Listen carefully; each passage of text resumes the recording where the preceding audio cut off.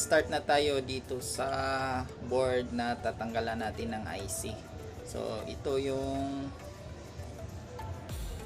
maraming surface mounted na IC. So ito yung dalawang IC na gagamitin natin pang replace sa kanila. Actually guys, isa lang yung gagamitin natin dyan sa IC na yan for testing.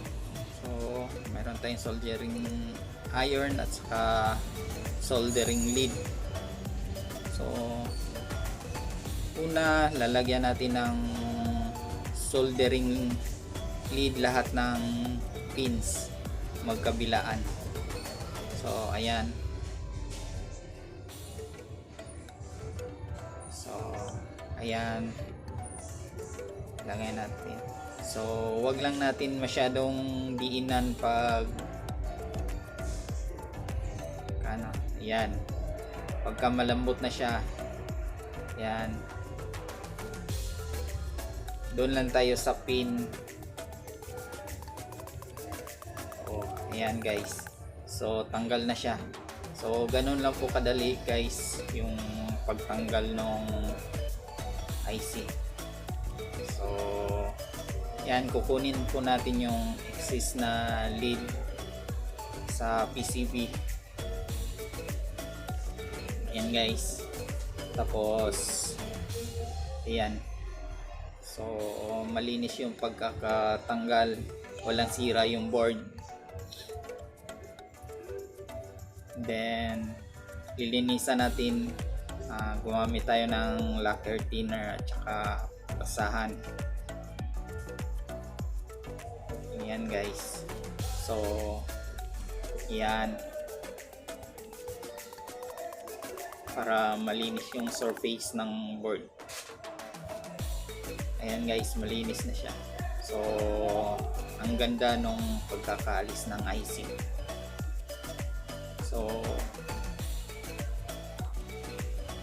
So guys, ito yung gagamitin natin pang replace dun sa kinuha natin na IC. So dito mapapansin natin hindi masyadong pantay yung pins. Yan, umalog siya. So linisan natin ulit yung board.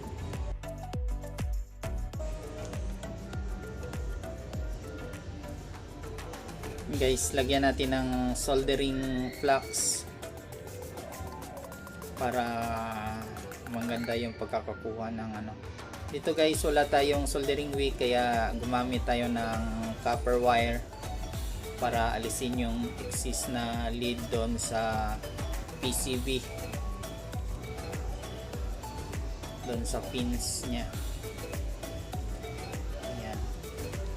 So napakadali lang po guys. So tapos na sa kabila na naman.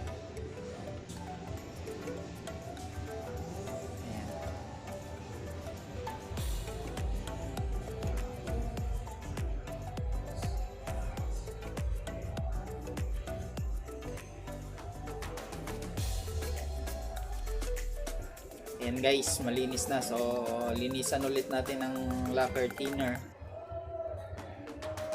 para malinis yung surface ng board.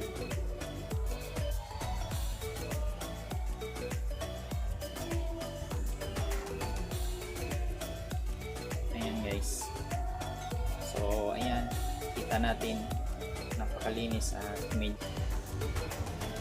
Dito guys, ilalagay na natin yung IC. Ayan, so isang pin lang muna na yung ikakabit natin. Ayan siya.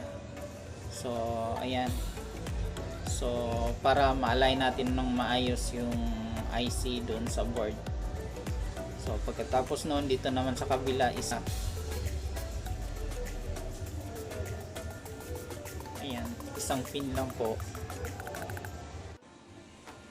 Kasi pag hindi siya align dun sa board yung IC, pwede pa natin ma-align. So ayan guys, okay na yung pagkalagay ng IC, naka-align na siya sa board. So lalagyan na natin siya ng lead. yan sa lahat ng pins. Yan. So ayan guys, so yan, isa-isahin natin yung pins na walang short. So in case of my short, lalagyan ulit natin ng soldering lead para maging melt yung lead at yun, dadaloy pababa.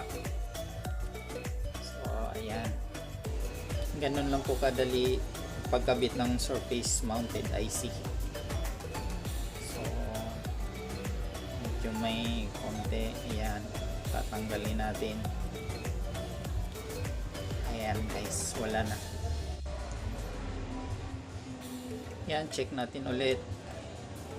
Parang may konti pa na hindi na lagyan ng lead. So retouch natin. Yan, mukhang maayos na. Ating retouch. So kabila na naman guys. Ganon din yung process, ganon lang. So hayaan lang natin yung yun. So ayan guys, so check natin if may short area, merong shortage. Ayan, linisan natin, linisan muna natin.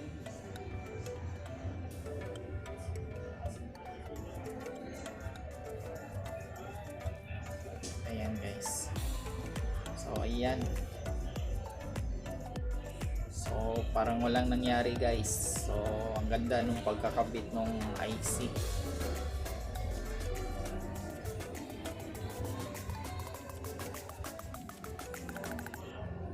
So check natin yung IC. Ayan, so makikita natin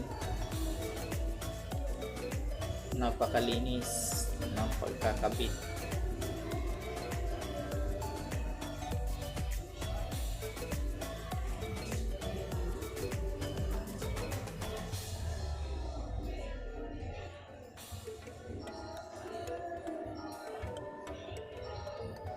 So check natin ng maayos para walang back job. Yan, may ilaw, silipin ng maayos.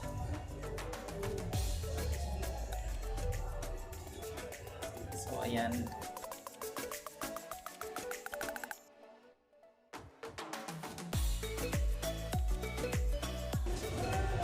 so guys, tapos na yung pagkakabit natin. So makikita natin napakaganda nung pagkakabit nung IC.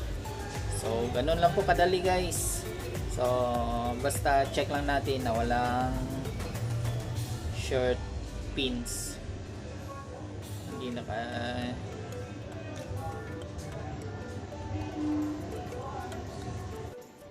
So guys, thank you for watching this video. Hope nagustuhan nyo, and more power. Thank you very much.